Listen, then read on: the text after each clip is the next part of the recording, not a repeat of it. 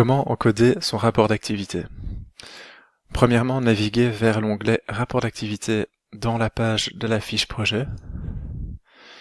Sélectionnez ensuite le semestre concerné. Vous trouverez les 7 onglets du rapport d'activité.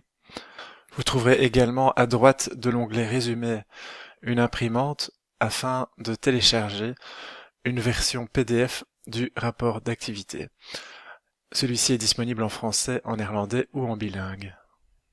Dans l'onglet Résumé, vous pouvez décrire les principales réalisations depuis le début du projet. Vous pourrez également à tout moment consulter le rapport de complétude, car en effet, si vous avez oublié de remplir ou de renseigner un onglet, vous ne pourrez pas passer à l'étape de validation de l'encodage du rapport d'activité. Ensuite, dans l'annexe dépenses et recettes, vous pouvez trouver un relevé PDF actualisé du dépôt des décès par les opérateurs du partenariat. Dans le deuxième onglet du rapport d'activité, vous pouvez par module de travail décrire l'état d'avancement de votre projet. Vous constaterez que les dates de début et de fin du module de travail sont reprises automatiquement de la fiche projet. Par contre, vous devez sélectionner l'état d'avancement du module de travail dans une liste, ainsi que décrire la synthèse des réalisations des semestres précédents. N'oubliez pas de sauvegarder ce que vous avez renseigné avant de pouvoir revenir sur les activités qui sont également reprises de la fiche projet. Vous pouvez y décrire en détail les activités, les réalisations et les résultats du semestre, ainsi que sélectionner les partenaires impliqués et y ajouter un livrable ou un événement.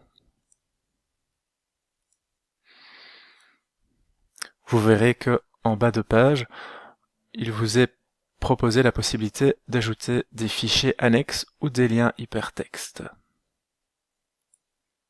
Dans l'onglet Indicateurs, le principe est le même pour les 4 types d'indicateurs.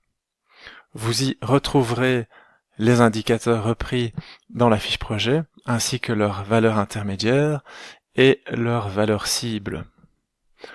Il ne reste plus qu'à encoder la valeur réalisée sur le semestre et de justifier cette valeur introduite. Une particularité cependant pour les indicateurs de soutien aux entreprises dans le type d'indicateur de réalisation programme, vous verrez que en bas de page, en dessous de la justification, vous pouvez préciser quelles sont les entreprises concernées par l'indicateur. Passons maintenant à l'onglet Principes horizontaux.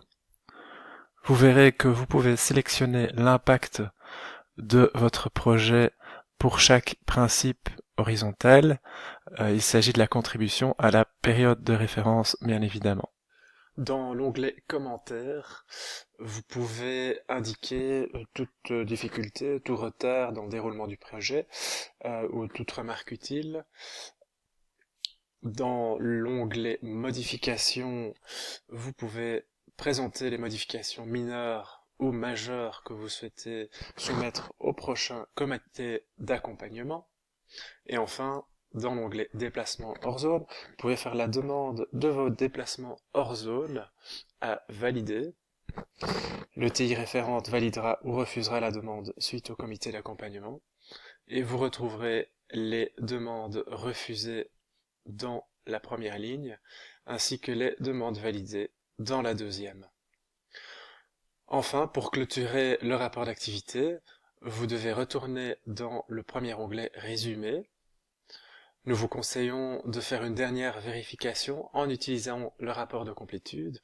Vous verrez que les cases et les onglets qui nécessitent encore des informations seront indiqués en rouge. Une fois que le rapport de complétude est au vert, vous n'avez plus qu'à valider l'encodage du rapport d'activité.